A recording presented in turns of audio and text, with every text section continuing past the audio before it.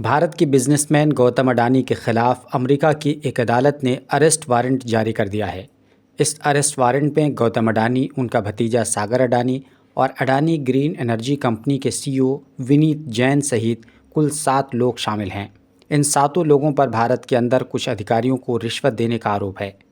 दरअसल मामला कुछ यूँ है कि गौतम अडानी की कंपनी और अमेरिका की एक कंपनी, इन दोनों कंपनियों ने मिलकर ग्रीन एनर्जी के क्षेत्र में काम करने का फैसला किया और इन कंपनियों ने ग्रीन एनर्जी यानी सोलर पावर को बेचने के लिए ठेका लेने की कोशिश की। और इसी कड़ी में अडानी की कंपनी पर आरोप लगाया गया कि उसने भारत के 5 राज्यों में सोलर पावर सप्लाई करने के लिए भारत की सरकारी company solar energy corporation of India के अधिकारियों को करीब 2100 करोड़ से भी अधिक रुपयों की रिश्वत दी है। और जिन राज्यों में ठेका लेने के लिए रिश्वत दी गई है वो 5 राज्य हैं: छत्तीसगढ़, उड़ीसा, जम्मू एंड कश्मीर, तमिलनाडु और आंध्र प्रदेश। तो इसी रिश्वत देने के आरोप में गौतम अडानी, उनके भतीजे सागर अडानी और अडानी ग्रीन एनर्जी के सीईओ विनीत जैन और उनके अलावा 4 अन्य लोगों यानी कुल 7 लोगों को अमेरिकी अदालत ने गिरफ्तारी का वारंट जारी कर दिया। और जब से ये गिरफ्तारी का वारंट जारी किया गया है तभी से भारत और अमेरिका दोनों देशों में अडानी का नाम छाया हुआ है। उधर अडानी ग्रुप की तरफ से इस आरोप का जवाब भी दिया गया, जिसमें कहा गया कि अडानी ग्रुप सभी कामों में नियमों का पालन करता है और उन पर लगाए गए आरोप बेबुनियाद हैं। साथ ही अडानी ग्रुप का ये भी कहना है कि केवल आरोप लग जाने भर से कोई दोषी नहीं हो जाता है।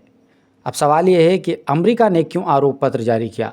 तो इसका जवाब ये है कि अडानी की जिस कंपनी ने जो पैसा रिश्वत के तौर पर दिया है या देने की पेशकश की है वो पैसा अमेरिका के लोगों का है। इसी वजह से अमेरिका ने अडानी के खिलाफ कार्रवाई की है। दरअसल अमेरिकी अदालत को अडानी ग्रुप के लोगों के खिलाफ रिश्वत देने के ठोस सबूत मिले हैं और बताया गया है कि गौतम अडानी के भतीजे सागर अडानी के मोबाइल से रिश्वत के बारे में पूरी डिटेल मिली है, जो उन्होंने अपने मोबाइल में सेव करके रखा था।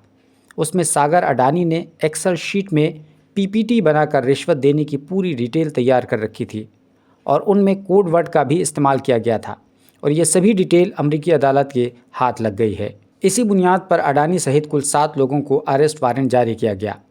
जैसे ही अरेस्ट वारंट जारी किया गया उसके बाद ही अडानी के शेयर्स में ज़बरदस्त गिरावट देखने को मिली और पहले दिन यानी 21 नवंबर को 20% तक अडानी के शेयर्स में गिरावट आ गई और ये गिरावट का सिलसिला बढ़ता चला गया। यहाँ तक कि अडानी ग्रुप की सभी कंपनियों को करीब 5.5 लाख करोड़ रुपए का नुकसान हो चुका है।